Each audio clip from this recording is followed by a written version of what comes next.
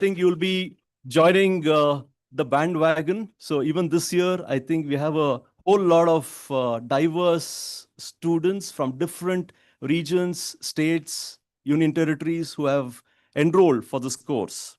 So apart from that, we encourage students to go for paper presentations, that is doing a lot of research in the area of choice. And I'm very happy to also tell you that this year around, we are very fortunate to have a very generous and a very supportive management, which has given us the opportunity to register for institutional membership of NHRD, which is National Human Resource Development Bangalore chapter, through whom we are going to plan for an HR conclave in September. So I would definitely feel all of you should be a part of this initiative. You get a chance to get exposed to management skills, practical learning of organizing an event and stuff like that.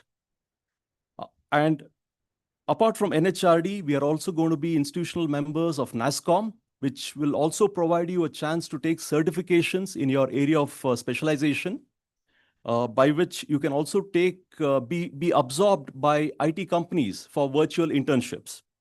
We also have student committees. We have the placement committee, wherein student volunteers, you volunteer to be a placement committee member or a cultural committee member or an alumni committee member or a sports committee member or a class representative, library committee member, the entrepreneurship cell. And apart from that, there are student clubs, 4 different student clubs, which you can enroll for, 1 per student. So literary, community service, entrepreneurship, and the management club. Apart from the core courses and the foundation courses that you're going to get exposed to in the upcoming 2 years, you're also given an opportunity to take up Swayam and MOOCs courses, which are floated by the government agencies and by other top universities. So that gives you the flexibility in terms of your curriculum, wherein we are moving towards the National Education Policy 2020. Apart from that, you have a chance to also take up electives. There are 4 electives which are offered through the course of 2 years, which will help you choose an additional specialization or a subject of choice, which you can really transition into in the near future. For example, a person who's taken PGDM in hospital and health management would also love to do something in digital marketing. So why not? So that course is ready for you. Similarly, entrepreneurship and innovation, so on and so forth. So your hands are full. In the next 2 years, we want active learners. All the students should be active, very punctual, disciplined, maintain the decorum. And we want students to be very active in class, ask questions, build your curiosity. Our education system in India has actually brought in a lot of rote learning, wherein students are just told to mug up something just for the exam's sake. But no, we allow students to speak up, ask your questions, clear your doubts then and there. And our faculty are very supportive. They are available all the time to support you. So make use of the opportunity. It's a small environment. So it's not a large university where you get lost or you are not able to find out who's who. It's a very small setup. So make use of the opportunity, and all the best to all of you. And thanks for making the choice once again. Thank you. It's okay. Thank you, sir, for your warm welcoming address and wishing us the best for our future. Dr. Usha Manjunath, Professor and Director, IIHMR Bangalore. With over 2 decades of experience as a management faculty, her expertise spans across academic, allied health, and entrepreneurship fields. Apart from being a dynamic leader, visionary, and the institutional force behind the academic and professional standards upheld at IIHMR Bangalore, Dr. Usha Manjunath is also a recipient of Bharat Ratna Indira Gandhi Gold Medal Award. With deep pride and a deep sense of honor, I invite Dr. Usha Manjunath to deliver the inaugural address.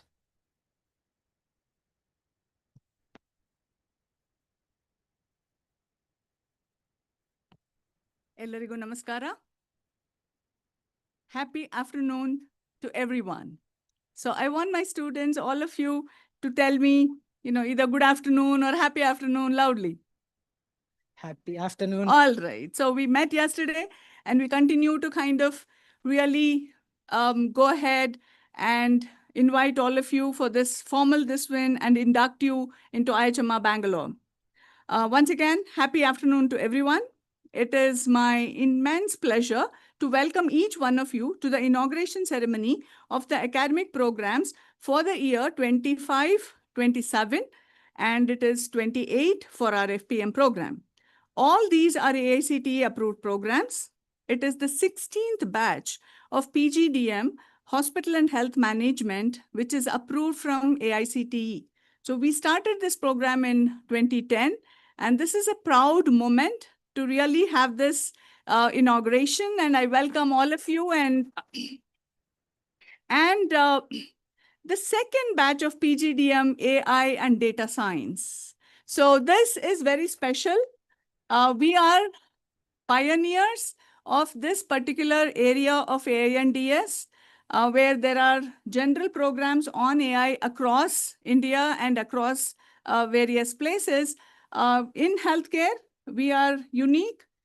We are the first ones to have really started this program, and we are very proud. We are building on it. And so, the second batch and the first batch, of course, all, these are kind of sometimes the experimental batch where both of us, really learn and go ahead. And I'm really, really proud of that. And for our fellow program in management equivalent to PhD, it is the third batch. And so we have really grown and we're very happy. This year, we are going to apply for PGDM in separate program for pharmaceutical management. And then once the approval comes in the year 2026, we will be starting that too. So, it's been a very long, gradual, but very strong founded, programs that we have. And IIHMR Bangalore is very proud of our growth and development. Our flagship program, PGDM, Hospital and Health Management, is NBA accredited and equivalent to MBA accorded by Association of Indian Universities. As an institution, we're very happy that we have been awarded A grade by NAC this year. So IIHMR Bangalore has completed 20 years of existence in Bangalore. So this is a very special this one, entering into 21st year and welcoming you all.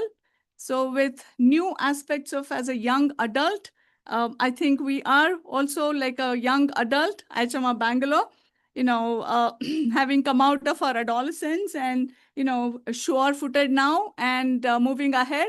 And I think we're very proud. And, so welcome on that special note for all of you. So this batch inauguration is very special for us. We feel much more strengthened by our legacy, our learning curve, and experience. And one of the very special aspects of our program is also that the students with experience come, students with freshers with their graduate programs join us.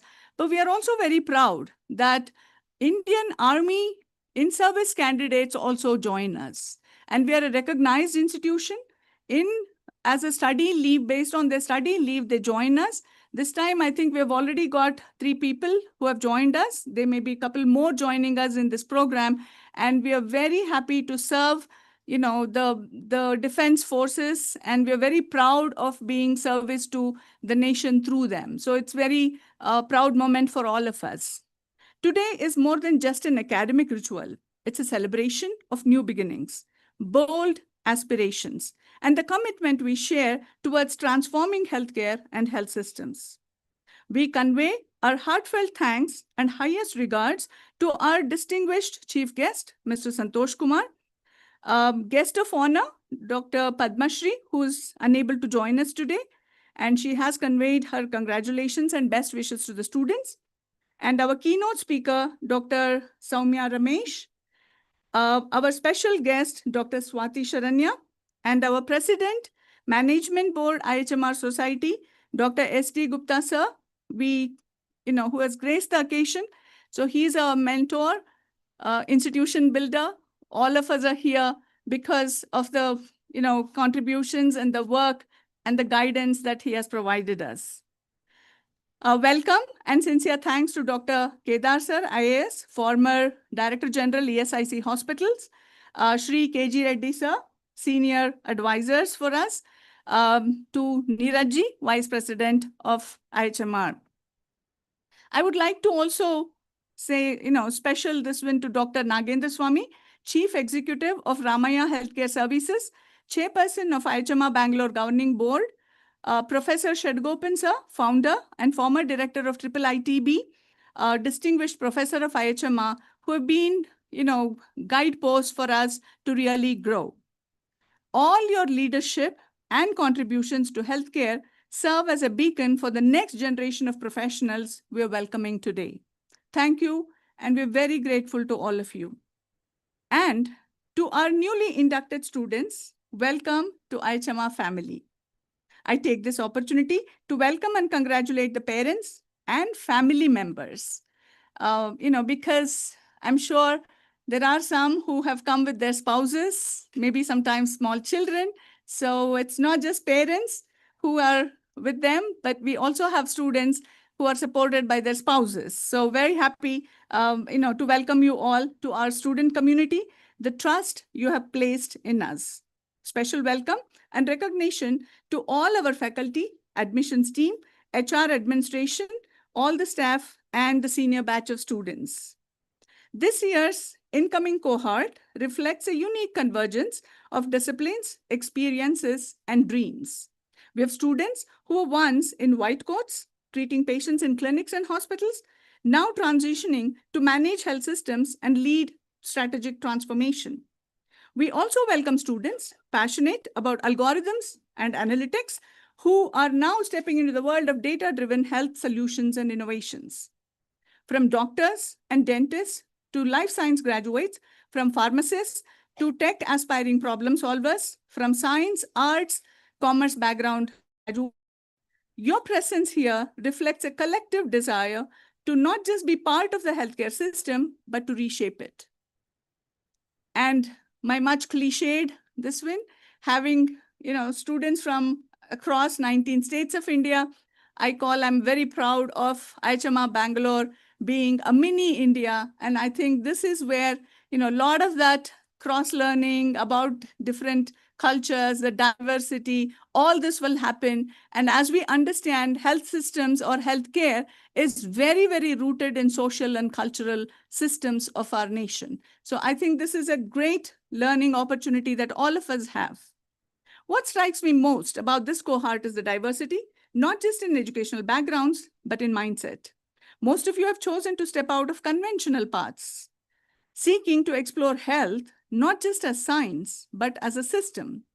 The courage to explore beyond your primary discipline is what defines true leadership. Equally heartening is the strong representation of women across programs. So, we are very, very happy, that a lot of young women, more than the, young men join us. At a time, of course, at a time when the world is acknowledging the importance of women-led health systems and inclusive leadership, we're proud to be nurturing such potential on our campus. This blend of clinical grounding and technological curiosity is exactly what the healthcare sector needs. Whether it's tackling maternal health in rural districts, designing AI models for early diagnostics, or managing complex hospital systems, the problems are interdisciplinary, and so must be the solutions. At IIHMR Bangalore, we believe in preparing professionals who are not just competent, but compassionate, not just career-ready, but purpose-driven. Our classrooms are designed to challenge you. Our mentors are here to guide you. And our ecosystem is built to make you industry-ready, while never letting you lose sight of the human stories behind every health statistic. As we formally begin this new academic year, I urge each one of you to make most of the transformative journey. Be curious, be collaborative, be bold in asking difficult questions. But above all, stay rooted in the reason why you chose healthcare to make a difference. Explore within the institute. We provide many curricular, extra, and co-curricular programs. Our key verticals include academics, research and publications and consultancy, Center for Learning Development for Continuous Education, that is trainings, Admire,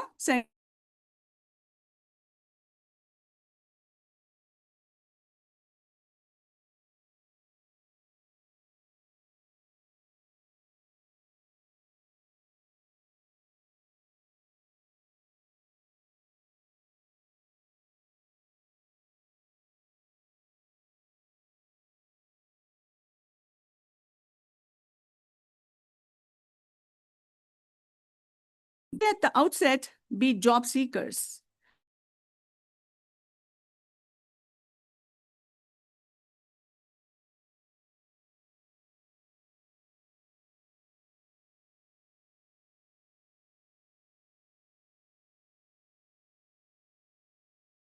Startup incubation program, explore outside the institute, additional internships, participation in projects, special assignments with our partnered organizations, sports, debates, management festivals, paper presentations, conferences, and so on. Connect strongly with faculty, mentors, and academic department. I would like to mention one small thing that IIHMR Bangalore is NABET accredited by Quality Council of India. That is National Accreditation Board for Education and Training in terms of quality systems. We take up consultancy projects on accreditation of hospitals and healthcare organizations.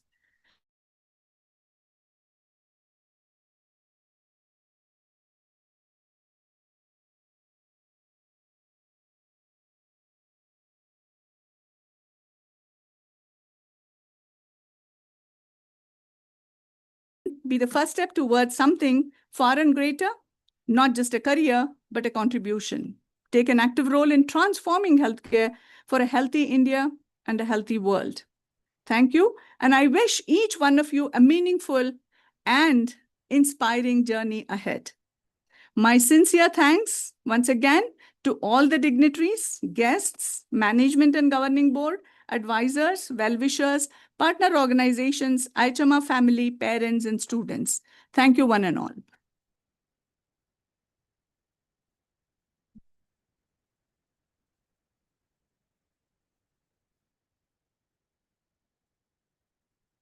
Thank you so much, ma'am, for the promising future that we hold. Our first year batches have. So,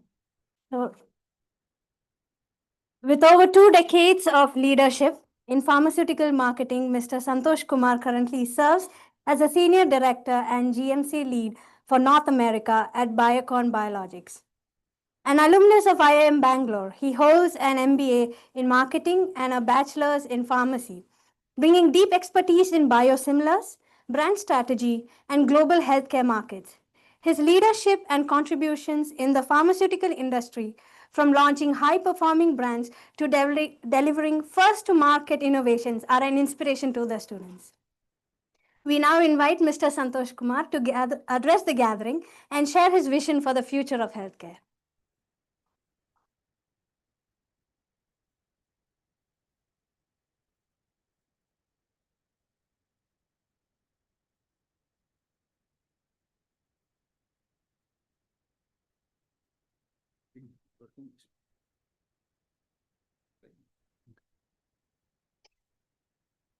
Thanks for the warm welcome and kind words, I must say.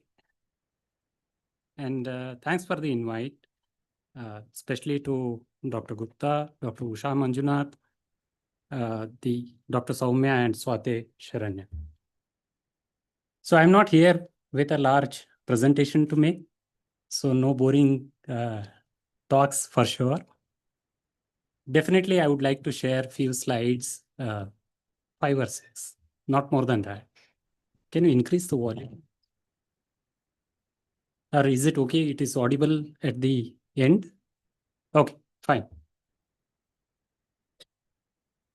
So 5 or 6 slides is what I have. would like to share my experience of how exactly the industry looks when it comes to the pharmaceuticals, right? It's a very basic presentation, I must say. Maybe if you have the questions, so you can connect to me individually later, we can have the discussion on how exactly things happen in the different markets. Because I have worked across the globe, be it the developed world, that is North America or Europe, or the emerging economies, including India. So I had an opportunity to nurse like Dr. Soumya, and that is where a lot of learnings come in, I must say. And classroom learnings are always there. So not boring you enough. So let me take you through some of the statistics. So what I have done in my presentation is I saw the photograph in the internet, how this hall looks like, because I wanted to connect with each one of you, especially the people who are sitting at the back. And hence, I have created a slide deck with bold, big letters so that people can see and relate to. That's how I look at it.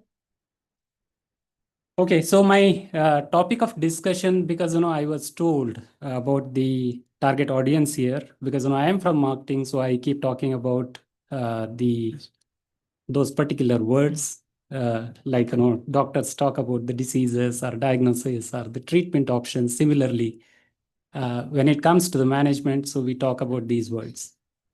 So the topic which I have chosen for the audience here is how India became the pharmacy of the world. So you must have heard about this. So India is the pharmacy of the world. Due to various reasons, we'll see, what are those reasons later. But I think, it is a proud thing for us to know. It is the pharmacy of the world. And what are those implications, future pharma prospects, and a couple of slides on understanding, because I come from commercial, so I would like to talk about how we are performing when it comes to the volume in the sense how many units you sell, or how many drugs you sell, how many molecules you sell, all of that in different markets. Value in the sense how much money you make in $1 billion, right? So that is where you must be seeing in the news every day. Trump keeps threatening the world, saying the tariff war and other stuff. So it similarly, and we'll see how does it look like when it comes to the value as well.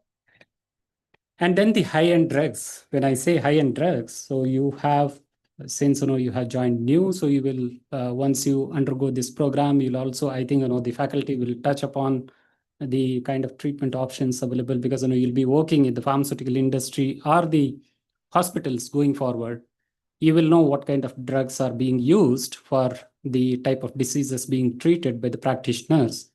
So you have the small chemical entities and the large chemical entities. So I'm not going to detail about all of that. Maybe we can connect later for that. So biosimilars and biologics are happening therapy in the biotechnology and pharmaceutical world in today's context, because they are very, very targeted. When I say targeted, very specific, right? So and they are high value drugs in the industry. So if you are selling the small chemical entity, you might get a tablet worth 1 rupee. If I have to talk about the Indian market, 200 rupees or 500 rupees per tablet also. But biosimilars, each of the injection might cost you in India 50,000 to anywhere between 5 lakh or 50 lakh rupees. So these are high value drugs, very specific, difficult to manufacture, difficult to administer, difficult to manage the patient. However, so that is how the future looks like when it comes to the industry. So we'll touch upon that as well. And what is the impact at global level, and how does it make sense for you guys, right? So if I'm addressing my talk to the youngsters who have enrolled into a particular course, how does this information helps them? So what are the take-home messages for you? So that is what is the composition of my presentation in today. And we said India is the pharmacy of the world, then why, right? So I really liked your talk to the students, you said, and the previous talk as well, like curiosity is something, which will help you learn more, right? So here, when we make a claim, when I say claim, in the previous slide, we said, India is the pharmacy of the world. Why? What has made it the pharmacy of the world? Couple of things, which I have noted here, but not limited to the list, which I have shared here. There are 100 other reasons why India is considered to be the pharmacy of the world. So a couple of them here. So we are ranked 3 globally in pharmaceutical volume. When I say volume, the amount of drug you sell, right? The number of units or number of containers or whatever it is, however you want to consider.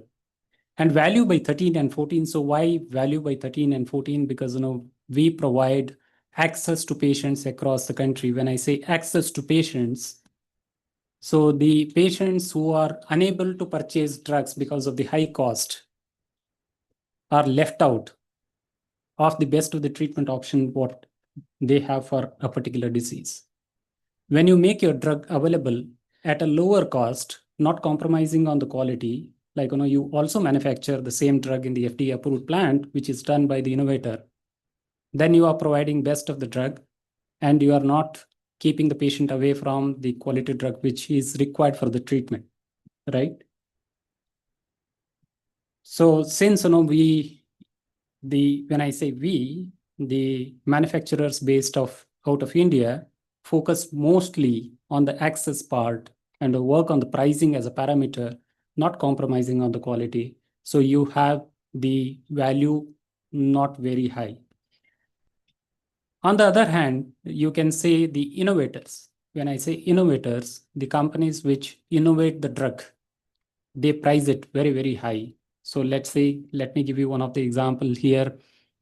A drug which is supposed to cure the hepatitis B, right? Sofosbuvir is the drug.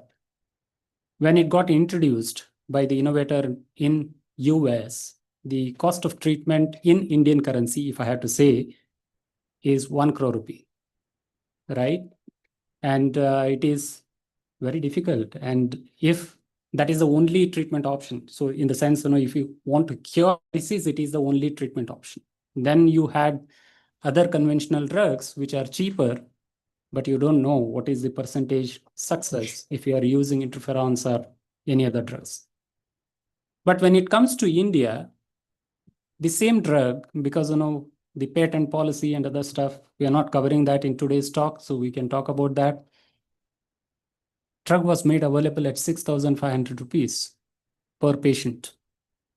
So that's how the difference is. And hence you see the value and volume difference when it comes to the Indian market. And India has got 20% global generic drug pharma percentage. So imagine, active 180 countries, and you have a country which is contributing 20% to the generic drug formulations.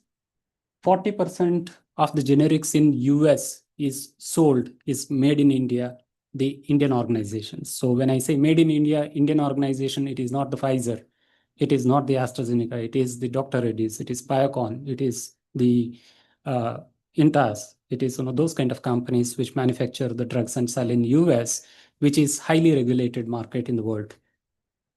And the vaccines, you must have heard a lot during the COVID pandemic, right? So India is the powerhouse when it comes to the vaccines. 60% of the global vaccine usage is done where India has produced those drugs. So very prominent country when it comes to the healthcare management.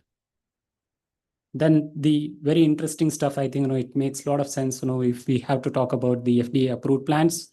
So when I say FDA approved plants, it is the stringent body which is there in the US, which inspects each of the manufacturing units.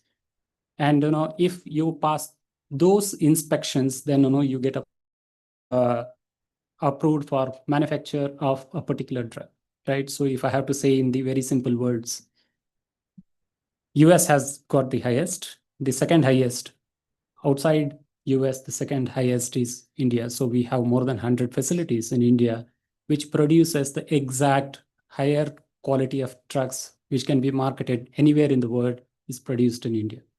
Very proud when it comes to our country and having this milestone touched by the industry.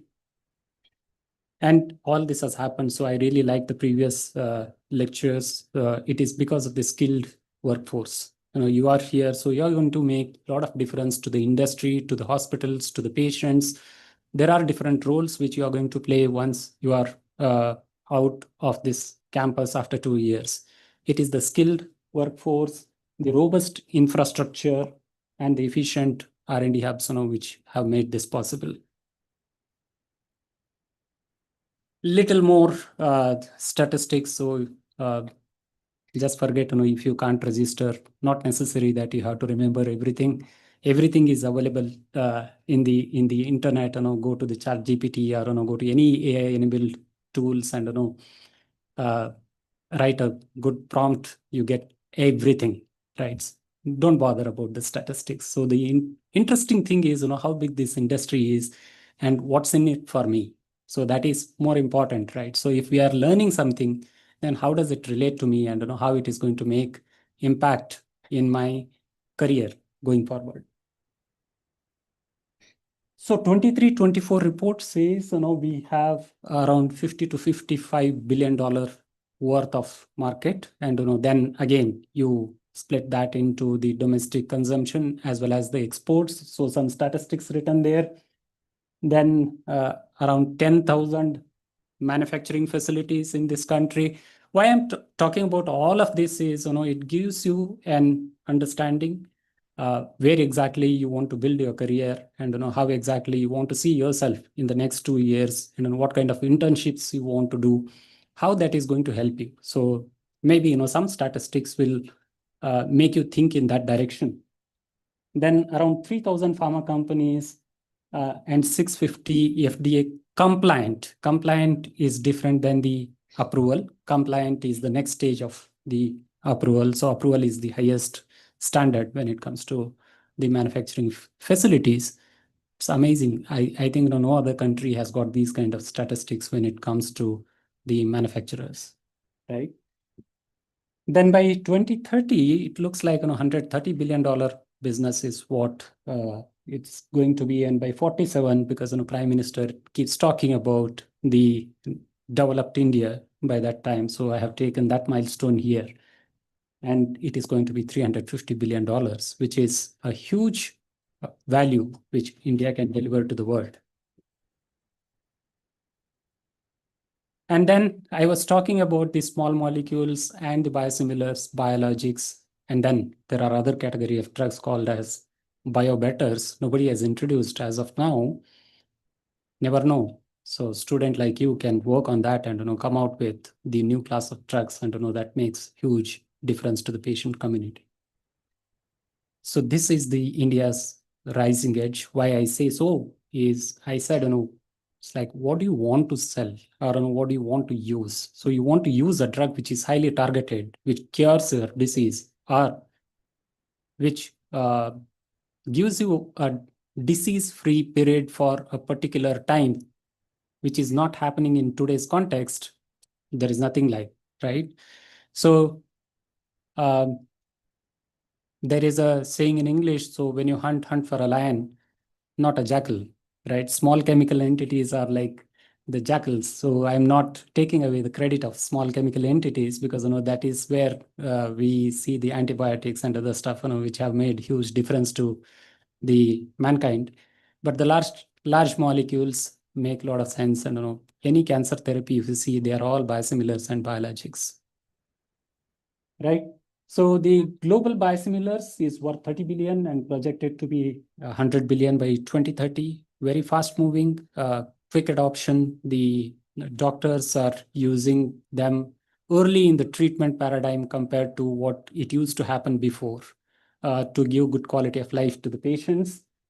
And our country ranks 5th when it comes to these specialized drugs, right? So commendable achievement when it comes to because it is not easy to manufacture the biosimilars. Very, very difficult, and very few plants have the ability to manufacture this, and it requires a very depth in skill. India has got a cost-efficient manufacturing plants, which has driven the market and adoption of these drugs. And there is a huge growth opportunities, and companies like Biocon, because I represent that company, so I want to take that name first. And then Intas, Dr. Reddy's, Cipla, Aurobindo. So there are other few companies who manufacture these drugs and export to the developed world for improving the access, so that more number of patients are able to take these drugs and manage their disease. The question is, all that is nice. So you have wasted my 10 minutes of time. I could have got this information from ChatGPT, so you can say that. But there is some take-home message, right? So what's in it for me? So how does it relate to what I'm doing in today's context? Then I'm talking about the opportunities for you in different sectors when it comes to the industry, not limited to what I have listed here again. So you can get into sales and marketing. These are two different domains. So don't get confused with each one of them. They are completely different. Strategy and business development. So why I'm saying so is, if you have the expertise in managing the hospitals or hospital environment, or you have the background of pharmacy, you're a pharmacist, or you have done the BSc, if not more, or nursing staff or whatever it is, and you are doing this course, makes a lot of sense. I don't know, like she said, some dentist, or you have Ayurveda specialist or MBBS, whoever. So if they want to open their own the nursing home and they want to do this particular course to learn more and establish the practice, makes a lot of sense. Then market access and pricing, operation, project management, then consulting, analytics. I really liked that digital first approach. I am more keen to learn what exactly you guys do there, because that is something which I keep working on. I have some ideas, I have some learnings, some understanding. We can keep sharing for mutual learning. Then policy and advocacy, because that is how we have sir here who worked in the government services. So they are the one who shape the policies for the industry, and those policies help bridge the gap between the industry and the practitioners, as well as the patient community. Then R&D commercialization, of course, and many more. Then the question is, so this slide, I think, because I was telling before coming to this seminar hall, so I normally do a research before going to the place. So I was going through the website of this institute to understand what exactly it is. What do they do? What are those courses? What is the credibility of this particular organization when it comes to delivering the excellence to the students? And I am sure your parents or your spouses or you yourself must have done that kind of analysis before taking admission. So am I in the right place? Is it the right time? Am I getting associated with the right people? When I say right people, it is always the faculty, right? The best of the faculty, best of the future. Best of the, what I can say, students in the same class. You have the bright students. You get to learn from each other. So after going through the details in the website, I must say, yes, of course, it is the right time. It is the right place. It is the right team, and you are doing the right thing for the future. So that's it from my side, and hope I didn't bore you much. Maybe, if you ask me to present the marketing strategy, commercial operations, or a bit of science, maybe because I'm pharmacist by profession, and I'm someone who keep a lot of interest in reading medical books. So I can keep talking for hours together if you have energy to listen to that. Thanks for inviting me again. And thanks a lot. Good luck for the future.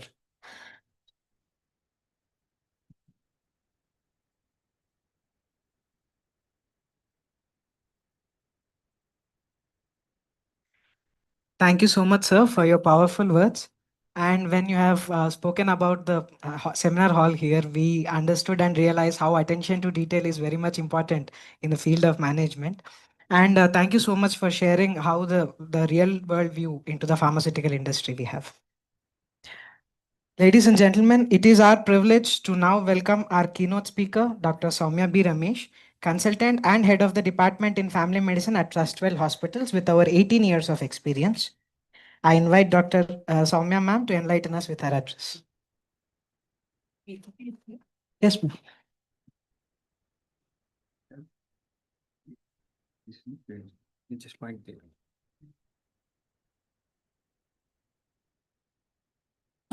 Good afternoon, everyone, or good evening. Good evening. It's going to be an interactive session. I'm the person who would want to hear from you and also interact with you. Today, I thought for young aspiring students, which include me as well, to just little bit talk about the healthcare, which was in the past, the healthcare in the present, and also in future. Are you with me, students? Yes, ma'am. Okay. We'll see how interactive, how best you can be. Probably this is one of the pilot run classes. Excuse me for saying this. I need good participation. We'll see whether boys or girls score over it. Can somebody talk one or two sentences about what is the situation or what was the situation of healthcare in the past in India and around? Can somebody enlighten 1980s, 2000 healthcare system in India?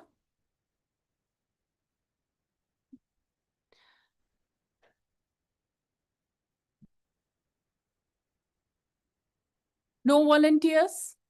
Come on, you can tell anything. How was the healthcare? We have parents also here, right, who have accompanied students. It'll be great if you can see and, recall your era, how the healthcare was. Good evening, ma'am. Oh, nice. In Yes, good evening. 1919s, we have the hospitals in different departments. Now it is in under one roof, like multi-specialty hospitals. Exactly. For yeah. cardiology, we used to run to Yes, ma'am. Jayadeva. For mental For- health issues, Yes, we ma'am. used For to run to radiology, Nimans. Yes. everything they have the different departments and different roofs. Now everything is under one roof. Before that, if you can imagine or if you have heard, or probably Gupta sir can also contribute, how was the healthcare when you were young? Oh, Kedar sir, okay, one of the stalwarts of healthcare. Come on, sir. To go to a doctor, we didn't know whether he was MBBS or anybody. So in Gutlalli, where I was brought up, there's some doctor, must be an RMP. I don't know. Because at that time, you don't have the guts to ask who you are. Okay, doctor is a doctor. So we had to take a bottle, empty bottle with us. So inside there used to be 3 big bottles. One used to be green, one used to be white, one used to be red. So he used to look at us and then he used to say of course, he used to speak Tamil to the pharmacist, not a pharmacist, an assistant. Anda usi podappa. So red bottle mein red. If he says any other, we were not happy because all others were bitter. This red was very sweet. So that was the doctors that we never asked what was the disease. He never told us when you are going to be all right. Just take the bottle. After 3 days, he knows that if I go, he will change the color. So that's how our system. I'm talking of 1957, 58, 60, 64. So that was the system. You remember what Kedar sir said? The doctor used to look into his eyes. Point number 1. Get the feedback about what's happening to the patient. Point to be noted. Third thing is, do a mixture which is custom made, not ready made, right? And then address the concern. And I think Kedar sir is very fit and has contributed a lot to the society. And all the onus goes to his RMP, the unquestionable RMP, which your parents trusted, you trusted, Dr. Satyanarayan, with due respects to him. That was the era previously. We were all healthy and we used to go to our own trusted doctors from simple problems of cough, cold, fever, till your family problems, which include marriage bureau or sometimes, issues with the family members were all discussed with the doctors. What is the present era that I think one of the student pointed out? We have big hospitals, different specialists, super specialists.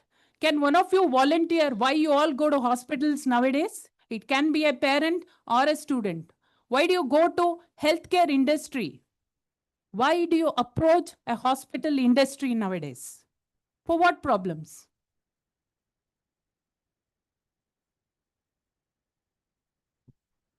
It can be simple problems like cough, cold, fever. It can be for high BP or low BP. It can be for tummy upset, some abdomen theek nahi hai, cramps, abdominal pain. It can be for diabetes. You want to approach a diabetologist. It can be for headache. You don't go to a brain specialist, a subspecialist in neurology who can be a headache specialist. For any musculoskeletal, you have a sports physician who can help you. You have orthopedicians. With due respect to all the subspecialists and super specialists, nowadays we have hand surgeons, shoulder surgeons, knee surgeons, hip surgeons, and hand and foot cosmetic repair surgeons, and so on and so forth. My husband is a retina, he's a surgical retina. Ophthalmology has over 12 specialities. If you enter an eye hospital, you have a cornea specialist, a laser specialist, you have glaucoma specialist, you have medical retina, surgical retina. I asked my husband, how many layers are there in the retina? He said, why? No, I just wanted to know when the retinal sublayer specialist come up in the coming era. And also I've heard many hospitals which are AI based today, complete AI robotic model, already functional in Dubai. But I have a lot of concern towards emerging AI era. I see a young lady coming to the hospital with a tummy pain, and she comes and asks the front office, whom do I go? The front office appears confused sometimes. Should I go and refer her to a physician or to the emergency or to the abdominal specialist? In abdominal specialist, it is surgical or medical or gynecologist and so on and so forth. I'm sure many of you have visited hospitals. Honestly, put up your hands when you were in this position. Let me know from the crowd, when you enter the hospital with a particular problem, honestly, please raise your hands when you appear confused. Faculty can also participate. All of you very comfortable when you entered the hospital? Nobody felt uncomfortable? Which place to go? Whom to approach? What to do? What not to do? Who is there to guide us? Who is there to hold hands with us? If I give you some statistics about what's happening as per the ecology of medical care, if you have 1,000 people in a community around you, you know what is the percentage of people who come to hospitals? Please understand this ecology model to understand what's happening presently. This is not a very old model, also not a very recent one. Okay, but it is still valid when it comes to our day-to-day practice. On an average, if there are 1,000 people who are in your community, 800 will have some symptoms or the other. Only around 327 would consider approaching a doctor. Out of them, 217 would visit a physician office. Only 117 stick to primary care. And out of them, Out of the 1,000, 21 visit the hospital, 13 visit the emergency department, 8 get admitted to the hospital, and less than 1 to an academic healthcare institute. This statistics is very important because indirectly, if you look at this statistics, it tells you out of 1,000, if it is a very small percentage between 1 to 8 who comes for a hospitalization in a hospital, you know how much of care and core principal values you should have in your healthcare industry to deliver your best. Now, how do we deliver it? Not only with big boards, not only with big expertise. What present healthcare needs are required is out of my experience. I've been in this industry I started as a general practitioner after MBBS, and I wanted to specialize in family medicine because it looked something as a holistic picture. It is like as he trusted his family doctor and hale and healthy and fit with all the colored mixtures which his doctor had given him. I also had a family doctor, Dr. Ramaswamy, who inspired me to become one.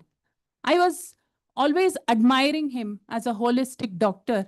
And he was sitting in a small clinic with always, I used to get 5th or 6th row when my mom used to take me to him because she trusted nobody else apart from Ramaswamy. Even after I completed my internship, when I had rashes on my skin, she said, don't self-medicate. You don't know anything. Come to Ramaswamy.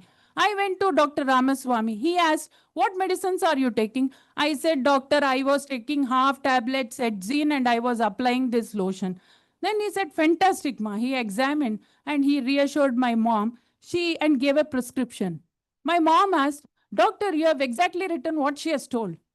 Then doctor said, even she is a doctor. I analyzed that she is right. So I gave back her prescription to her. That was the trust which was there in that era, which never ever changed. We need such trustworthy individuals in this industry who can provide holistic medical care. It is comprehensive care. What do you mean by comprehensive? Multidimensional, as Dr. Deepa was talking. It is not disease-centric. It is not symptom-specific. You have to develop a healthcare industry which provides multi-dimensional, multi-directional support system to your patient and the family to have a good impact. You have to have good link with the specialist, not that a generalist like me can treat everything. Definitely not. I can't do a gallbladder surgery. I can't do appendectomy. I can't take care of a small, extra growth, acrocordon or a skin growth which comes out. You definitely need a super specialist. Try to know who are the best in their fields and collaborate with them. Next thing, provide effective preventive care. Always look at primordial prevention or primary prevention. Primordial is when the risk factors can occur in your patient care. And primary prevention is before, suppose, I can give you an example. Suppose I am a family member where my father and mother were hypertensives and I visit the healthcare seeking some help for cold, cough and fever. Don't just treat for cold, cough and fever. Try to identify physicians who can take a detailed history, whether the family history of hypertension is there, and also advise this particular individual on lifestyle modification, which is the need of the hour, on de-stressing oneself and on investing in health in day-to-day practice for best returns after the age of 60 years to be hale and healthy like Gupta sir or Kedar sir and all Satish sir or Deepa ma'am and all others who are very big entrepreneurs standing and setting an example, or Dr. Sharanya, the leader, one of the leaders in insurance, setting strong example for their exemplary work in the particular industry. Also, try to give personalized advice. try to search people who can give such personalized advice. Also make healthcare highly accessible. So if you provide a 5-star hospital, which is exceptionally expensive, only few can afford. Try to have that balance with the monetary aspect, which can give a cost-effective health care, which is the need of the hour. Affordable consultations should come not only for severe illness, it should also come for non-severe illness. Also have clinicians who can have timely detection of the problems.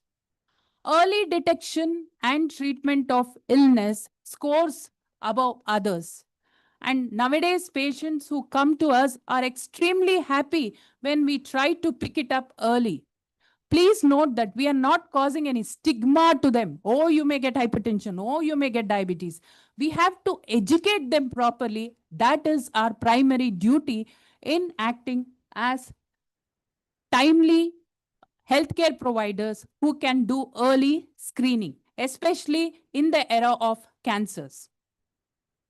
Access to local services and resources. This is very important because don't think that you can do everything in healthcare. It is heights of foolishness. As ma'am was also insisting, always have a collaborative approach. And as Dr. Jason, your dean, was pointing out, have a compassionate approach towards healthcare. Your success will automatically follow. I want to give you an example to help you understand how the present health industry is with respect to, for example, I had several case studies, but I thought I'll just take a simple one. A 45-year-old male coming with a family history of hypertension who presented to his physician with complaints of headache and fatigue. This is what many of your seniors, family members would have had these problems, or in the present era, many of you would have had these problems and you would have approached healthcare. The patient blood pressure was monitored and the primary care physician suspected hypertension after senior monitoring. Please understand what is the physician approach here, what is the specialist approach here, so that you understand the gravity of situation for the need of a comprehensive care. Physician will take a complete medical history, perform a physical examination, order some routine blood test, including your complete blood count, your sodium levels, urine analysis. Also, a physician will review into your lifestyle habits, including diet, exercise, and stress levels. The same thing when you go to some super specialist, with due respect to their fraternity, the first thing is they see high BP and order a ECG, an echo, and other stress tests and things like that. The cardiologist also will recommend 24-hour BP monitoring to diagnose whether you have high BP, what are the range at which the high BP comes, and things like that.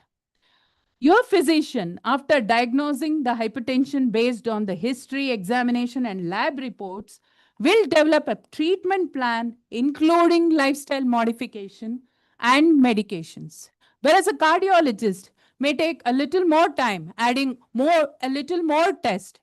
If the TMT is negative, patient is symptomatic, he may advise you a CT coronary angio or a coronary angiogram or a stress thallium and so on and so forth.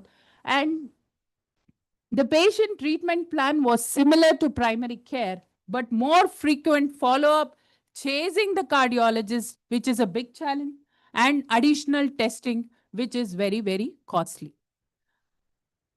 Specialists provide specialized care. They are experts in it, but they offered expert treatment to complex cases. That is why they are called specialist or subspecialist. But a good system should have a balance of good physicians and specialist providers for a very balanced healthcare industry. I was also hearing talk by Dr. Satish and the team who reinforced on the AI model, Chat GPT model of learning things. I had read an article I think from Harvard, where they said that if you do PET scan or brain mapping of people who are dependent on AI, who are dependent on ChatGPT, and some old timers who don't use ChatGPT for the reason they don't like, the functioning of brain was optimal, better. They said 80 to 90% better than people dependent on ChatGPT and AI. Don't become AI robots. Use your own clinical discretion criteria and your judgment and develop your own models.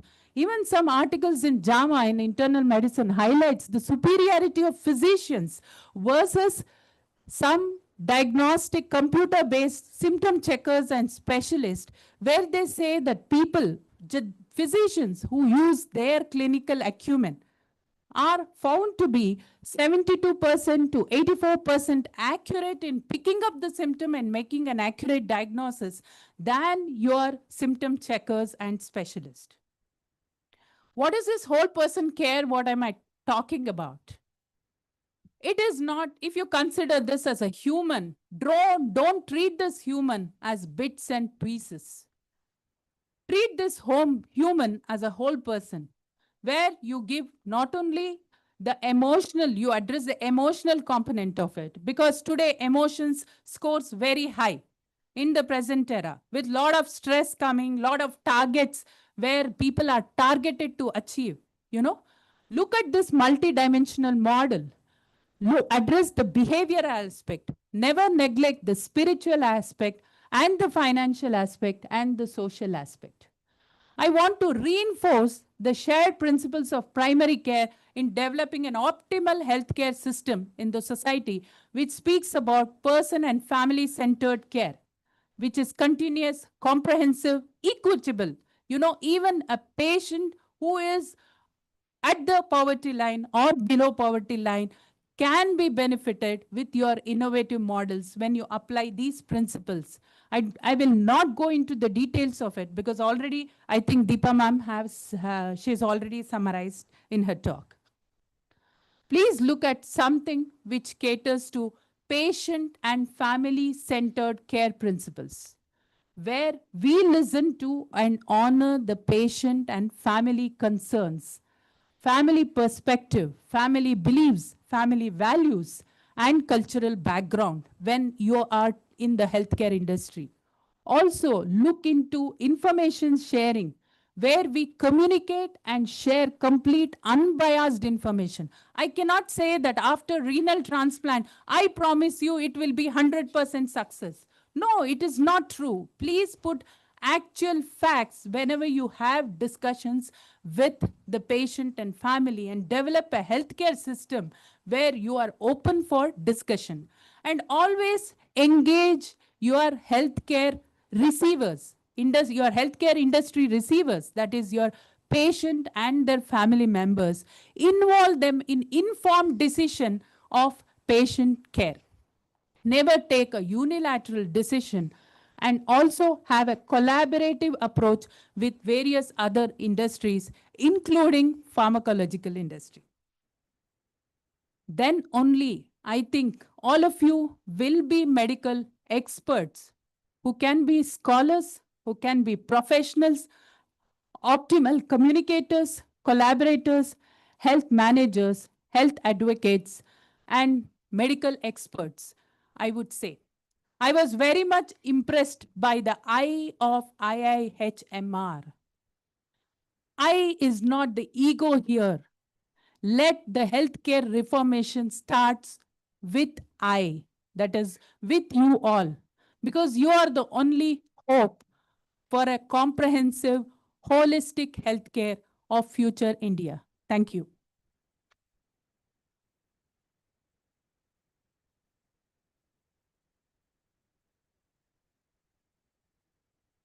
Thank you so much, ma'am, for showing us that in this present era, we need a holistic approach in the healthcare industry. Now I would call upon and welcome Dr. Swati Sharanya, Associate Director at ECHO, as our special guest for the afternoon. She has a total of 13 years of experience in dentistry and health insurance. Dr. Swati brings deep expertise in the medical advisory, underwriting claims, and team leadership.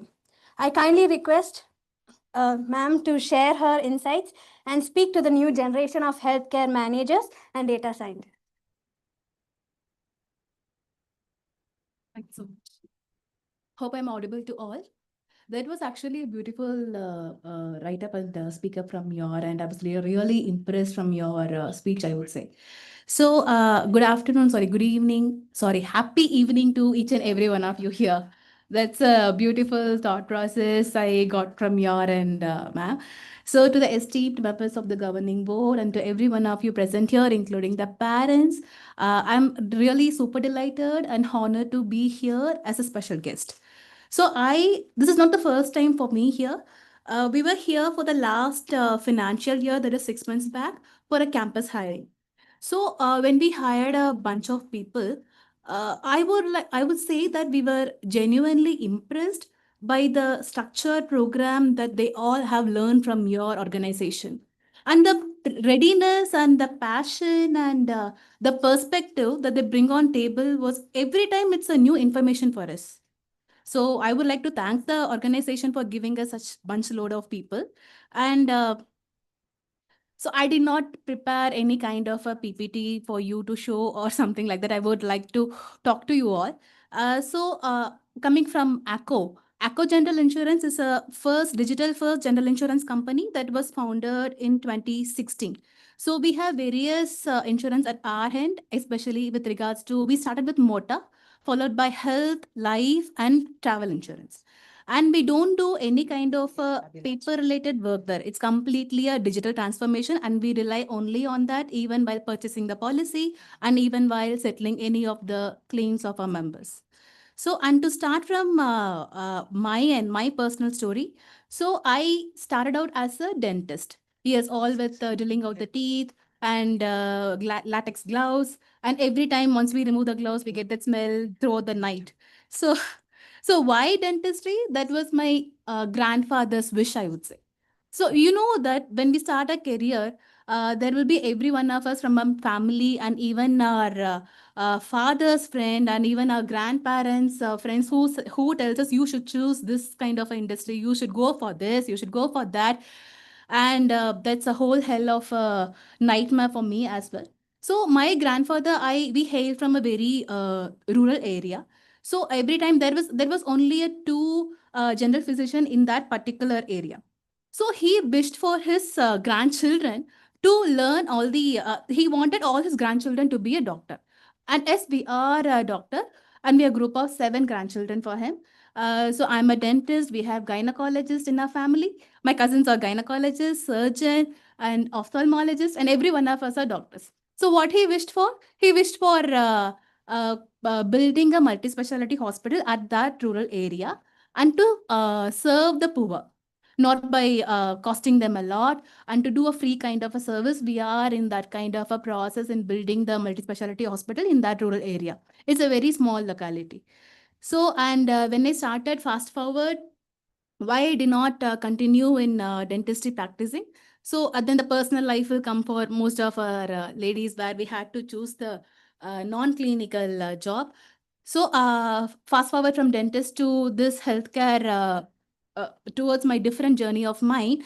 So here now I'm leading currently an underwriting team. But when I started this journey at 10 years back, so with insurance, my journey was close to like 10 years is over for now. So I was an initial individual processing person who worked for more than 12 years. Now we all know that Infosys chairman who tells us you should be working more than 12 hours throughout the 7 days a week and everything. That was during that time. Not only me, many people during the old, if you ask many of the 10 year back who have worked with the corporate, they would work more than 12 hours. Now they would not restrict themselves to the 6 p.m. Okay, I leave the job now. Now when I see many people at job, no, even in my company also, once it is a time, they leave. They don't wait for their managers to leave or something like that. It is a greater evolving thing, I would say. It's good in a way as well, but that time the industry was little different when compared to the current thing what we are facing with the people. And next thing is that with evolving to the AI aspect. So AI is there everywhere. Even me myself, when I help with my kids' homework, sometimes I don't know what is the homework about. Okay. My elder one is studying class 8 and my younger one is class 2. I managed with the younger one, but the elder one, sometimes he gives me the homework. Please, mommy, please check my homework. I don't know what to check. With regards to the maths, what they teach is totally different. I rely on AI. Seriously, I rely on AI. Okay, with all the answers. And with the morning, my husband used to sit with AI, ChatGPT. He's a gym freak. So he asked ChatGPT today, I'm gonna eat this much and this much. Tell me what is a calorie. How much of calorie will I be consuming today? Okay. And second thing, even my 87-year-old grandmother. So when we go and have a talk with her, whenever we visit her, so in the chat GPT, what she does is there is another AI as well tool. So she records each and every one of our conversation. Okay, she tells me that I forget whatever you talk to me later, but this she never forgets, especially with regards to the AI. Okay, so when I saw your course that you have, this was a recent course of yours, right, with AI, it is needed. I would say AI is needed, but don't rely on it completely, is my point. So you should rely on your self brain to use and the applicability of it, but it can be used as a aided support, but not completely on ChatGPT. It gives you a false positive results as well. You cannot rely on it completely. So with regards to the multi-speciality doctors that is available. So last week, my son met with a small accident. So the preteen stage where he shows off himself with regards to in front of the other girls, he was cycling and there was a sudden skid he made. He had a serious falls and bruises and he was bleeding. I had to take him to a nearby hospital. So there, once we went to the hospital, so they told us you need to go to the emergency part of it. So we went there. That the doctor had tested him. She was telling me that emergency physician. So she was telling me that it looks to be a fracture. You should be taking the X-ray. So I told her, yeah, whatever it takes, please let's start doing it. We took the X-ray. This was over a weekend. Most of the super specialty doctors are not available. Okay. So we took the X-ray and she had consulted with the super specialty doctor and the doctor had told, see, your son has a ulnar fracture. I have a very limited exposure to the ortho part of it, ortho study of it.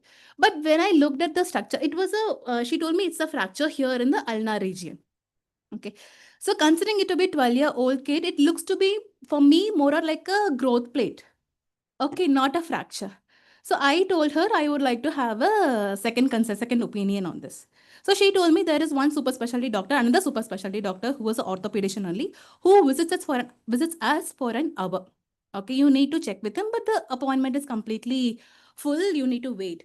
So they made us wait. He was sitting there with all the bandages all over him to meet that doctor.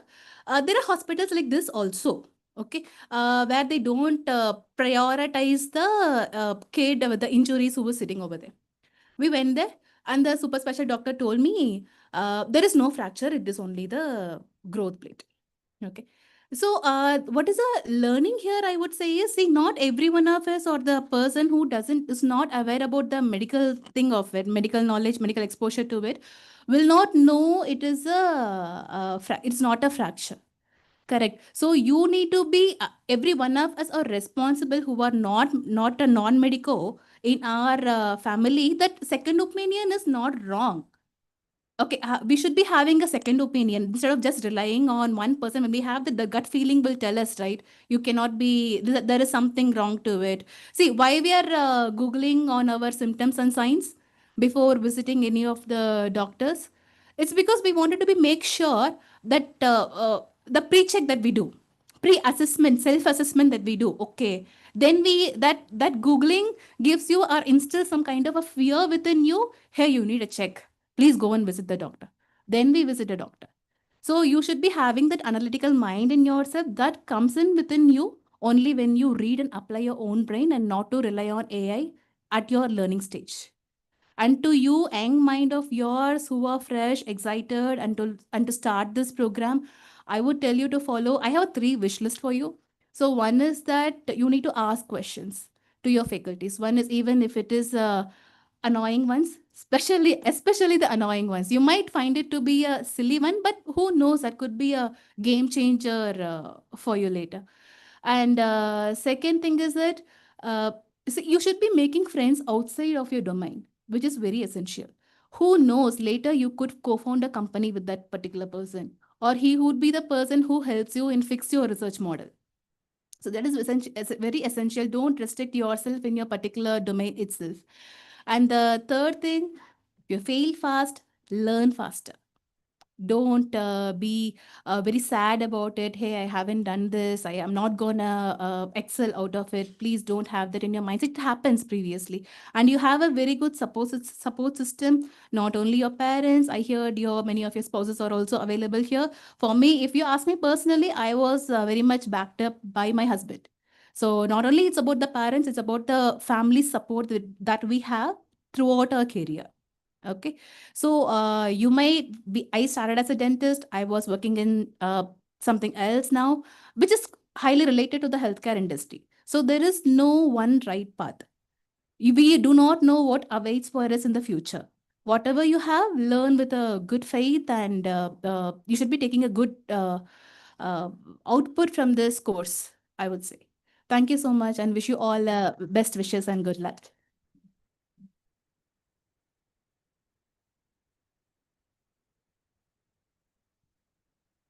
Thank you so much, ma'am, for your insights into how we can transition our career from a clinical background to a technical background, and also how cautionate we have to be while using the AI and all.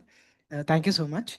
Ladies and gentlemen, it is with great honor and admiration that we now welcome Dr. S.D. Gupta, sir, President, Management Board at IIHMR. He has made outstanding contributions in the area of public health, hospital and health management, and health systems evaluation. Dr. S.D. Gupta sir serves as the president of the Southeast Asia Public Health Education Network under WHO's Southeast Asia Regional Office and is a research advisor to the Indian Council of Medical Research. I now request Dr. S.D. Gupta sir to address the gathering with his insightful words.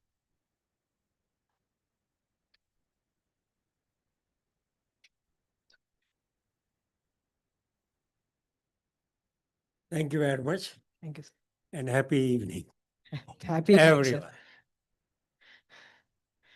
Let me at the outset welcome our new friends and colleagues to IIHMR family.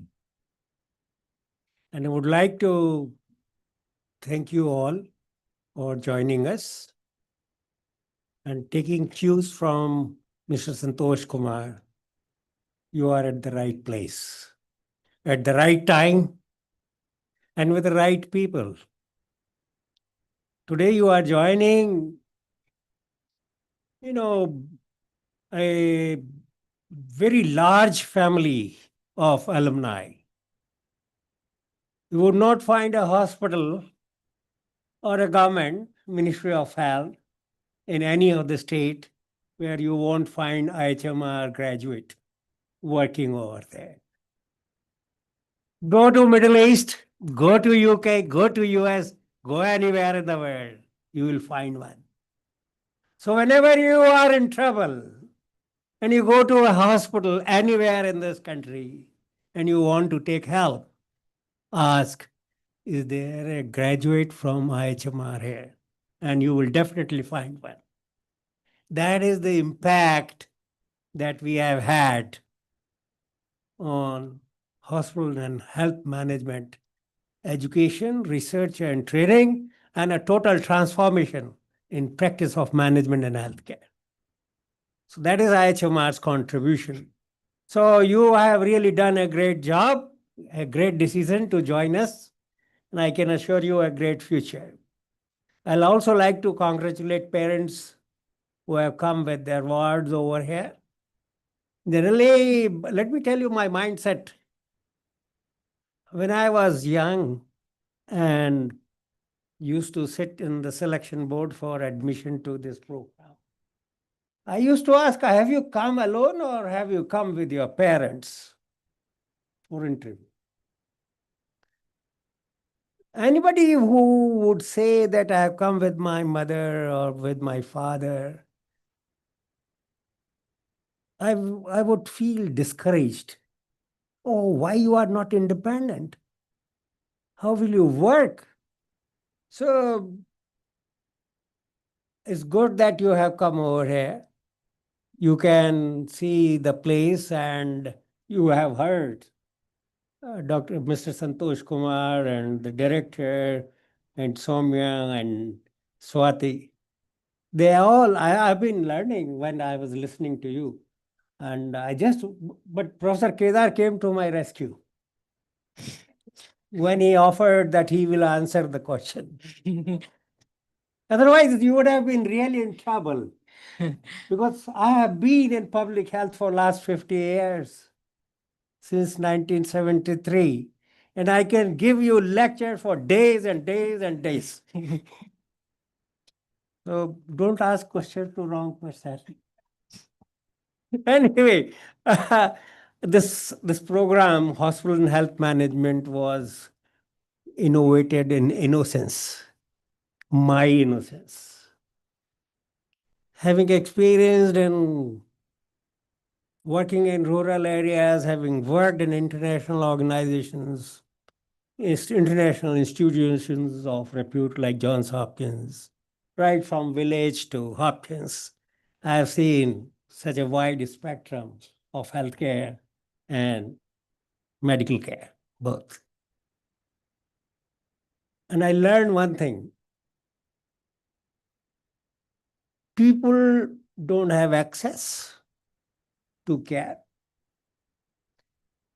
Healthcare is not available to people. It is beyond affordability. And quality is always questionable. And we have seen that the hospitals and health systems are poorly managed. What do I do? Let me tell you, I am a hardcore public health professional and a researcher. And I believe in data science and evidence. That's my core. But I felt that we need to really bridge this gap. We have all resources. Ma'am, we had always resources with us. But what we did not do well was managing healthcare or our hospitals. Because it was left to the doctors. Incidentally, I'm also a medical doctor. But I think we must do something to improve management of health systems if we want to really make it accessible, affordable, and available at low cost with quality care. So we need managers to manage health systems and hospitals. Because doctors never had a training in management. In my medical college days, we did not hear the word management. And I also did not know management when I thought of doing a hospital management and health management as a program. So that was what I was saying, innovation and innocence that I made in 1995. But what I was trying to tell you is we wanted to bridge this gap by effective and efficient management so that care is accessible and it is affordable.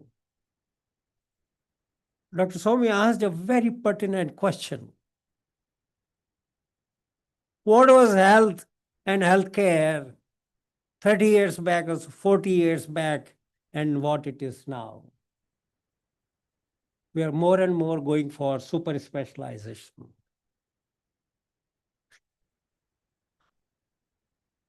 What we need is primary care. We need holistic care. We need to really focus on health of the people. And health is not simply medical care. It's hygiene, nutrition, it's housing, shelter, of course, treatment of the diseases, nutrition, everything that makes a sense for life. We are healthy, we are not diseased. We all are sitting here. Not by treatment, but we are doing all other things which are required for our health. So let's think very broad. Let doctors do their job. Good care they should provide. Treat people with dignity and respect. They should be satisfied. No, today the outcome is what? Satisfaction. Patient satisfaction or client satisfaction or people satisfaction is the key. So we need to really focus on. So we started preparing managers, and it's now how many years? 1995, and now it is 2025. So these many years, and how many we have produced? Over 6,000 now, and they're everywhere. But what was more important, there are at least 60 more institutions that have come up in the country that started this program. We are very happy that we have to produce a critical mass of hospital managers and health managers so that they can transform managing healthcare with a purpose to improve care, improve access, all that. That's very, very important thing that we thought. And that was the reason we started this postgraduate program. So having done with this for few years, then what struck me was pharmaceutical management. And in 2008, I started working on it. Let's create an MBA in pharmaceutical management. And I just inquired everywhere in the world, is there any program in pharmaceutical management? And there was none. So it was very difficult. A man does not know management. Of course, I had learned a lot with hospital and health management. But then pharmaceutical management, it was a very different ballgame. And I believed healthcare is the cost of care. I believe 50 to 60% is pharmaceuticals. So it was important to address that area. So in this 2008, we started pharmaceutical management. It was very difficult to design a course. So I invited many people like Mr. P.D. Shett and all this, and they started working with me and it took 2 years to design this program. Hence, we have this pharmaceutical management. And now at Jaipur, it's a full-fledged MBA program. And I think the capacity is around 120 students that pass out every year, and they are everywhere in pharmaceutical industry. So that's what, so these ideas keep on coming and innovations do take place. Then it started tinkering my mind again, what is new in this and what is upcoming? We have to learn to see the future. So I started chasing Usha. Oh, let's do something now in artificial intelligence and data science. For last 3-4 years, I was after her. Finally, we could develop a program. And last year, we started 2-year full-time program on artificial intelligence and data science. It was the first in healthcare. So we have been able to create a legacy for ourselves. Now, we did 40 years. IIHMR is leading this. Very happy thing is many other institutions have also taken up. And so we are very delighted. I'm a very highly contented person that things happened in this country. So the infant mortality rate, which was over 200 in 1970, has come down to how much? 24. How many times reduction has taken place? So that is the change that has occurred. Maternal mortality rate It used to be 700 women dying per 1,000 live births. It is reduced to 70. See the miracle of health science. But more importantly, this is management of interventions and strengthening healthcare through improved management and implementing interventions directed towards reduction of mortality. So a lot of things have changed, but there are other things that have also occurred. We used to suffer from diarrhea and typhoid and cholera and pneumonia and all that. But with what we suffer now, she pointed out, diabetes, hypertension. 65% of the disease burden is hypertension and cardiovascular disease, diabetes, cancers. Now musculoskeletal problems. Now this is a fashion to have a knee joint replacement, especially among women. So they talk to each other and they say, I got the knee replaced and it's doing very well. So the other would go and tell her husband, oh, she has gone. So that is a kind of thing. So besides that, what I'm trying to say, we are now in a very different era. We still need primary care, but now the design of primary care has to be different, addressing prevention, promotion, and disease management. So diabetes can be prevented, cardiovascular diseases can be prevented, hypertension can be prevented. If not prevented, but diagnosed early, then the life can be prolonged, quality of life can be prolonged, improved, everything can happen. So the survival can be improved, but we have to reset our minds to deal with the chronic diseases now. Our healthcare systems are not prepared for this yet. We need to reorient, reset the systems so that we are able to provide care for, we don't have a model for chronic diseases. How to provide care to them. It's not only the people who live in Bangalore or Jaipur or Delhi who suffer from diabetes. They are in the villages as well. How to go to them? And it is not one day that or one short treatment that you treat it. No. Continuous monitoring supply of medicines, continuous compliances are required. So we have to create a new model of healthcare now for this country. We are still innovating that what this model should be. And what has happened with the super specialty thing that has come in? And the health care models that have changed. So ma'am, from physician and patient, we had that interpersonal relationship. So doctor knew his patient, his problems, and always he was very humane, and always, there was a doctor-patient relationship was very strong. What happened?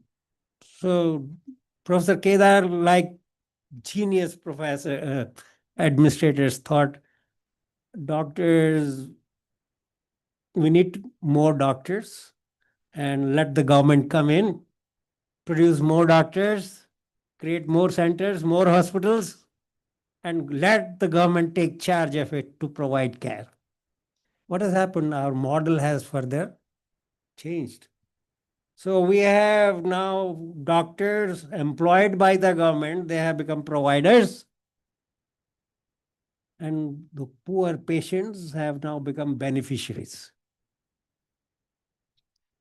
So entire entitlement has changed from patient to beneficiary. And the worst now is our patient is a client. How much money you have in your pocket, and accordingly you will be treated. So it's doctor is an employee and the patient, erstwhile patient, is now a client. Now things have changed. So also the behavior, which is, I think as managers, future managers and future leaders, we have to really think about all this transformation taking place, good or bad. We need to prepare to serve people with dignity and respect. So these 2 years for you are the years that will make or break your future. More importantly, make or break the future of the nation and future of healthcare. What is very important competence required is communication, is behavior, besides your managerial competencies. We need more of leadership mindset rather than the transactional thinking. I do this, this will happen. But can we really transform? Can we change the world? Can we change the society? I think that is very, very important. So you have a great future. Work hard, study hard. These 2 years, devote fully for studies and learn. And it's not only the books, need to go to communities, work with them. How do they think? How do they perceive? What do they feel about healthcare? Learn about that. So your interaction with the people is very, very important. You need to really know how to manage finance management. You need to really know how to analyze data. These are some of the important things Mr. Santosh Kumar or Soumya and others would like to see those whom they hire. Do they have those desired competences? And having a very, transformative perspective, keep on having a creative thinking. That is so important for future growth and development. I believe, and you will definitely make it. And all the best wishes for a future successful career. Thank you so much.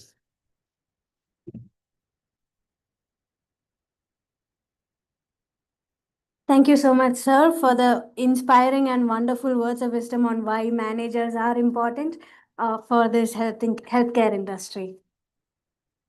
And now the moment has arrived to unwind and indulge in our students' artistic side.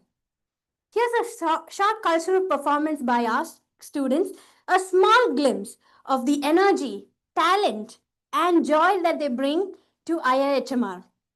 Yes, the incoming batch is already showcasing their talent, but what better way to begin than by invoking blessings through a traditional dance performance dedicated to Lord Ganesha, the remover of obstacles and the symbol of auspicious beginnings.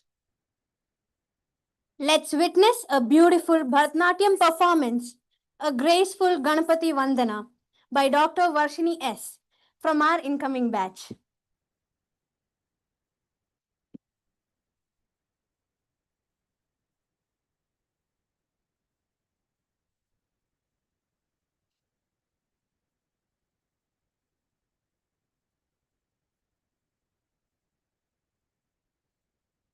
Gajabadana Karuna Sadana Gajabadana Karuna Sadana Gajabadana Karuna Sadana Chandigarapala Lambodara Dara Gajabadana Karuna Sadana Chandigarapala Gajabadana Karuna Sadana Gajabadana Bhajanamarendrarum Munivarum Praniyupam Gajatarana Charanam Charanam Gajatarana Charanam Charanam Bhajanamarendrarum Munivarum Praniyupam Gajatarana Charanam Charanam Bhajanamarendrarum Munivarum Praniyupam Gajatarana Charanam Charanam Gajabadana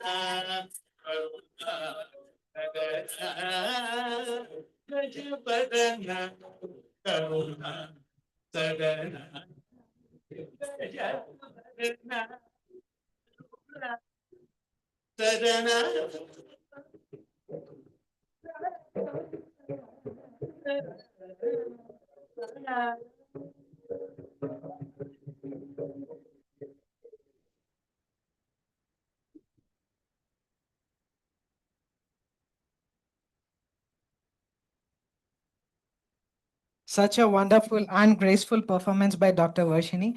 Please give her a big round of applause, guys. To keep up with the spirits, we now have a fusion dance, a mix of classical and contemporary elements by Dr. Kavya from the batch of 24-26. Let's enjoy the performance.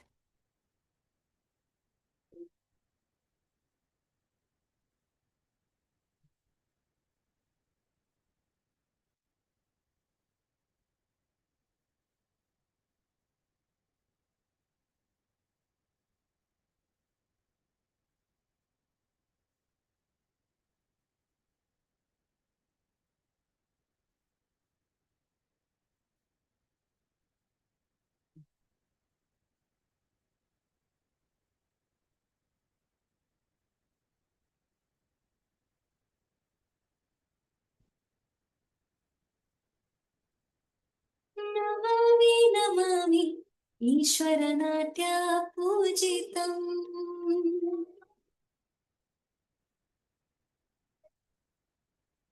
Namami Namami ईश्वरनाट्य पूजितम् Namami Namami शङ्करपादा Jagannatha तूतनं पादकर कुलिताधीर्तनं संगीत साहित्यानन्द आलापने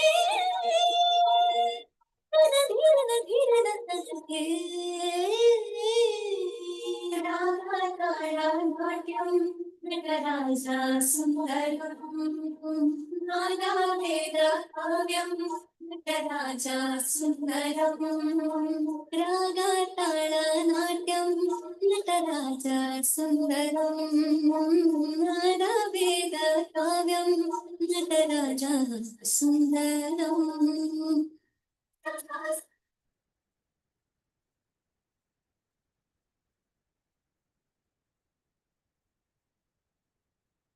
Wow. This represents a creative cultural mashup that shows versatility and talent, right, Ashwati? Absolutely. To mesmerize us with her voice, we now have Ms. Divanshi from our incoming batch. Please welcome her with a big round of applause.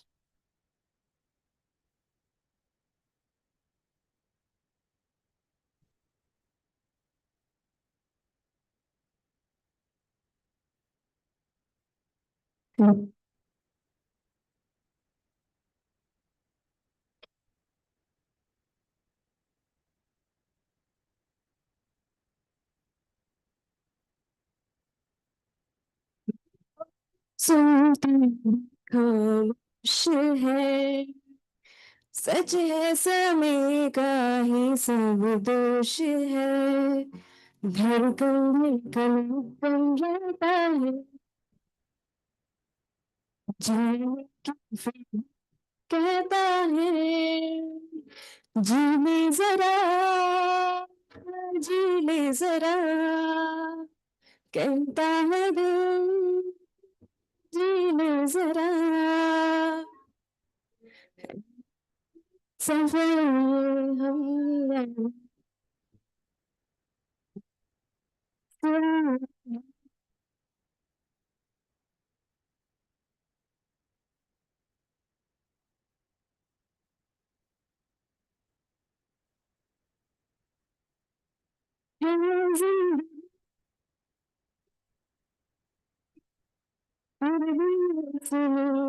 राहत भी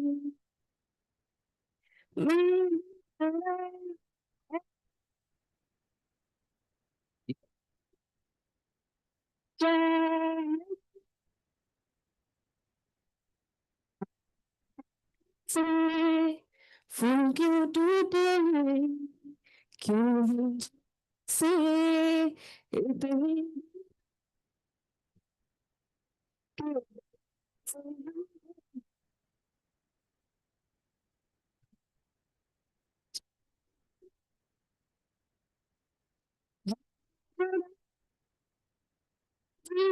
जरा कहता है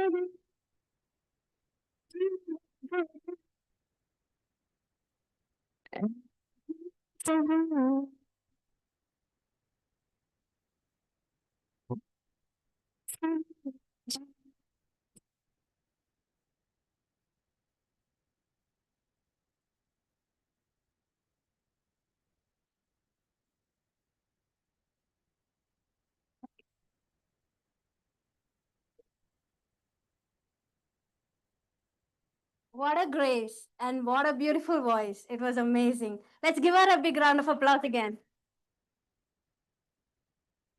Now, we are going to witness a dynamic duo performance from the incoming batch. Let's welcome Dr. Sakshi and Dr. Pooja onto the stage with a big round of applause.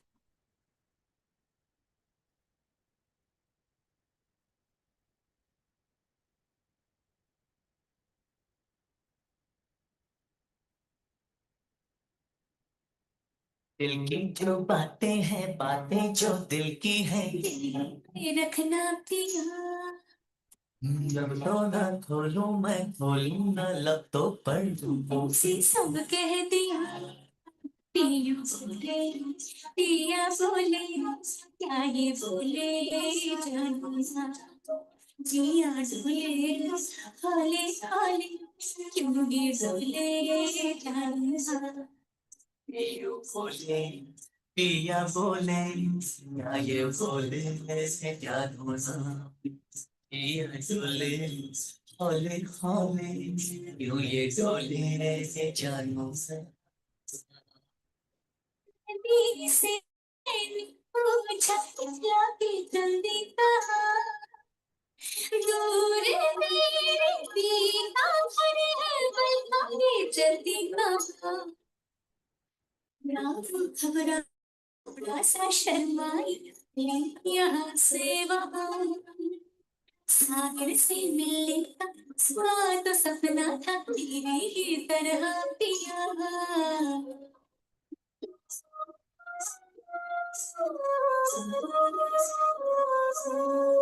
जिया डोले होले होले क्यों ये डोले जानू सा पिया बोले पिया बोले क्या ये बोले जानू सा जिया डोले होले होले क्यों ये डोले जानू सा देखो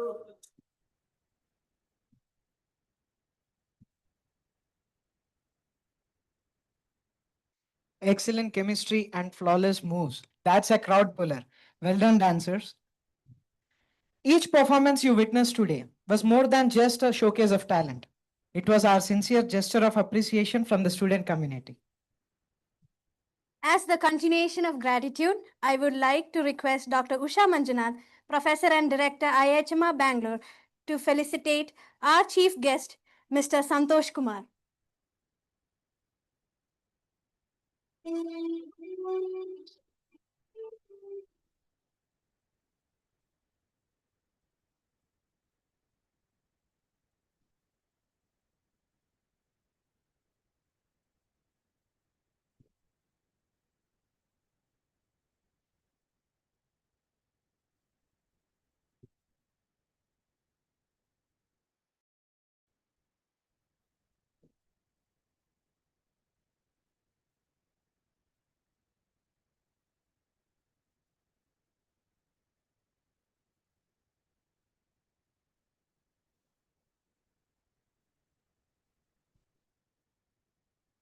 Thank you so much, ma'am. Now I would like to invite Dr. Jason D. Ugarkar, Professor and Dean, Academics and Student Affairs, to felicitate our keynote speaker, Dr. Soumya B. Ramesh, with a token of gratitude.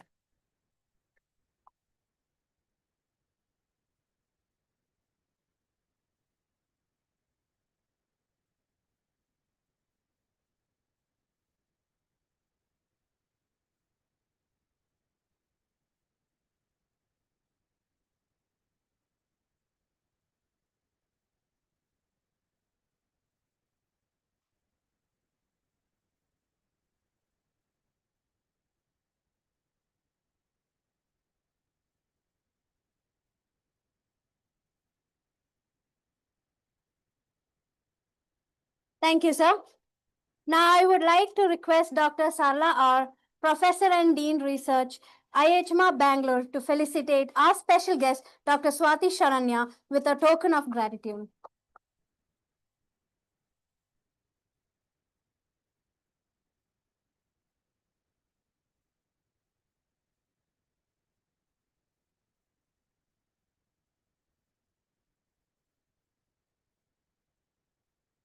Thank you so much, ma'am. As a token of our heartfelt appreciation, we would now like to felicitate Sri KG Reddy sir, advisor, IIHMR Bangalore, for his constant guidance and support. May I kindly request our Dean sir, Dr. Jason sir, to do the honors.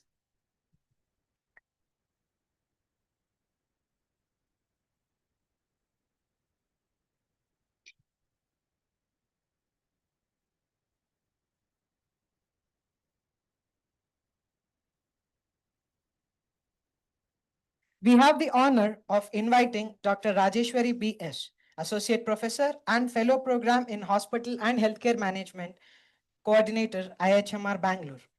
With over 2 decades of experience, her expertise spans across public health management and research and academics. Her work at State Institute of Health and Family Welfare, Department of Health and Family Welfare Services, Government of Karnataka, contributed immensely to strengthen government hospitals into teaching institutes. I now request Dr. Rajeshwari ma'am to deliver the vote of thanks and bring the ceremony to a graceful close.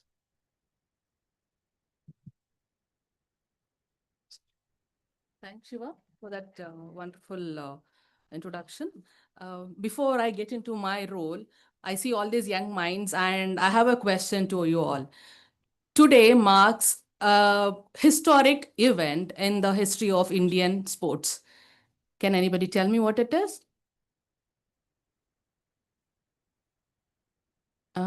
Neeraj Chopra won the No, this is one of its kind.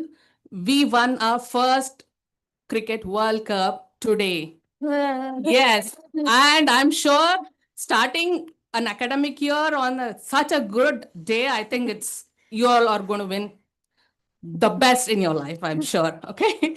Okay. Now getting into my role of delivering vote of thanks. It's my honor. Okay. Dear dignitaries, colleagues, and students, it gives me immense pleasure to extend my heartfelt thanks to all who joined us today on the inauguration of this new academic year 2025-26. Your presence and participation made this occasion both memorable and meaningful. I would like to express my sincere gratitude to your esteemed dignitaries, guest speakers, and the leadership here for their inspiring words and unwavering support. Your insight not only energized our academic community, but also reminded us of the vital role that we play in shaping the future of the healthcare and hospital management. To our faculty and staff, thank you for your continued dedication and effort in making the academic journey a transformative one to our students. Dear students, your curiosity, commitment, and passion are the driving force at all junctures as a faculty and the institute. As we embark on another year of learning, collaboration, and innovation, let us continue to uphold the values of excellence, empathy, and integrity that define our field. Together, I am confident we will make meaningful contributions to healthcare systems, community, both locally and globally. Thank you once again for making this inauguration a resounding success. I look forward to the productive and inspiring year ahead. Thanks a lot.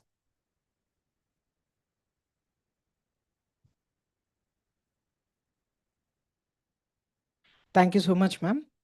Now I request everyone to please rise for the national anthem.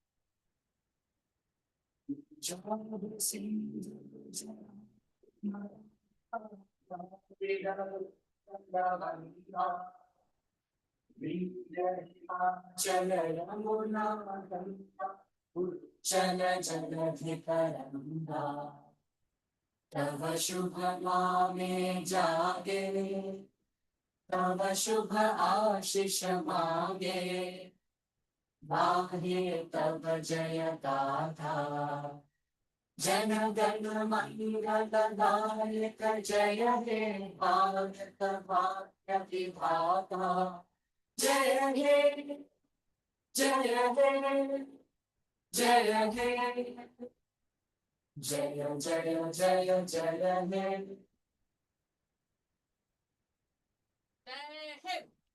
Jai Hind.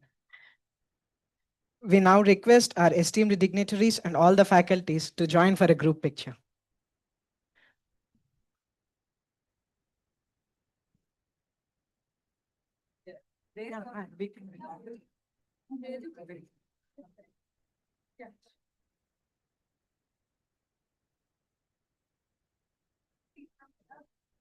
That